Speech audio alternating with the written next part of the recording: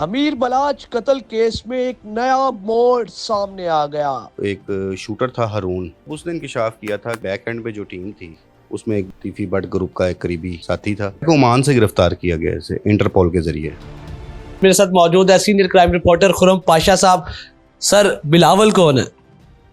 بلاول اس مقدمہ قتل میں نامزد کیا گیا تھا کہ جس وقت وہ ایک شوٹر تھا ہارون، وہ گرفتار ہوا تھا، تو تب اس نے انکشاف کیا تھا کہ ہمارے بیک اینڈ پہ جو ٹیم تھی اس میں ایک بلاول نام کا بھی نوجوان شامل تھا، جس کے بارے میں تحقیقات کی گئی تو وہ پتہ لگا تھا اس وقت کہ وہ تیفی بٹ گروپ کا ایک قریبی ساتھی تھا۔ تو اس کے بعد یہ بیرون ملک فرار ہو گیا تھا۔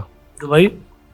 اب کہا یہ جا رہا ہے کہ عمان سے گرفتار کیا گیا اسے انٹرپول کے ذریعے۔ اب ظاہر ہے مقدمے میں نامزد ہے، اب لایا جائے، لے تو آئے ہیں، اب تفتیش کی جائے گی تو اس کا رول سامنے آئے گا کہ اس کا کیا کردار تھا اس سارے وقوعے میں۔ اس کیس میں خاموشی ہوتی ہے کچھ لمحات کے لیے، اس کے بعد کوئی نہ کوئی نئی ڈیولپمنٹ ہوتی ہے اور دوبارہ شور برپا ہو جاتا ہے۔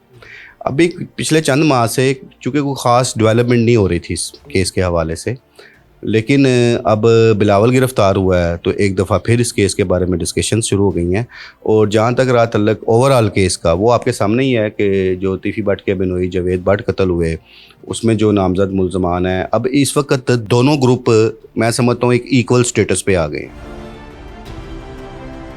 یہ گرفتاری کس طرف اشارہ کر رہی ہے؟ کیا معاملات کس طرف جا رہے ہیں آگے؟ دیکھیں اس میں اشارے والی بات نہیں ہے، ظاہر ہے ایک مقدمہ ہے، چلے گا، چل رہا ہے، تو اور بھی بہت ہے۔ تو یہ ایک ہائی لائٹ معاملہ تھا اور آج تک ہے ہائی لائٹ۔ تو اس میں جب تک سارے ملزمان دونوں مقدمات کے حوالے سے نا، کیونکہ مین اس میں امیر بلاش ٹیپو تھا اور اس کے بعد جاوید بٹ کا قتل تھا، جب تک اس میں نامزد سارے ملزمان منظر عام پر نہیں آتے، وہ لوگ پیش نہیں ہوتے یا گرفتار نہیں ہوتے یا ضمانتیں کرا کر نہیں آتے، تو تب تک یہ کیس تو اب لنگر آن تو لے گا۔ ابھی تک تو کیس کا کوئی فائنل دونوں کا کسی طرف نہیں لگ رہا نا۔ اس میں بھی اب جاوید بٹ کے قتل کے حوالے سے بھی ایک ملزم عارف بٹی جو میں نے کردار تھا وہ بھی آج تک گرفتار نہیں ہوا، اور جو شوٹر پکڑے گئے تھے ان شوٹرز کی نشاندہی پہ امیر موصف کو نامزد کیا گیا تھا، ٹھیک ہے، تو وہ بھی آج تک گرفتار نہیں ہوا۔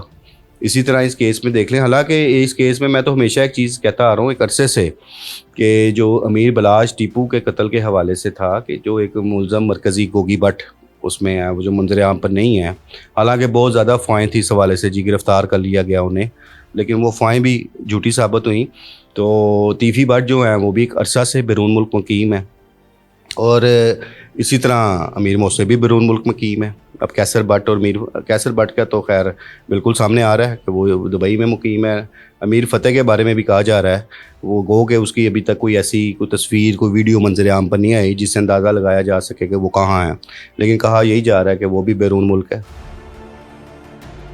سارے باہر ہی، آلموسٹ سبھی باہر ہے، انہیں کیوں نہیں گرفتار کیا جا رہا ہے انٹرپول کے ذریعے؟ دیکھیں انٹرپول کے ذریعے گرفتار کر کے لانا بھی ایک باقاعدہ ایک پروسیجر ہوتا ہے اور ایک ہیوی پروسیجر ہے، اور جہاں تک تیفی بٹ کے بارے میں اطلاعات ہیں وہ سب کو پتہ ہے کہ وہ مڈل ایسٹ میں نہیں ہے، ان کو انٹرپول کے ذریعے لانا یوکے میں ہے، ممکن نہیں ہے۔ یوکے میں ہے، کہا تو یہی جاتا ہے، باقی گاڈ نوز بیٹر کہ وہ یو کے ہیں کہ یہاں یو کے سے آگے چلے گئے ہیں، لیکن بات ہے کہ وہاں سے لانا، کیونکہ وہاں پہ ایگریمنٹ نہیں ہے آپ کا ملزمان کی حوالگی کا، اس لیے وہ پاسبل نہیں ہے کہ وہ تو خود ہی آئیں گے جب آئیں گے۔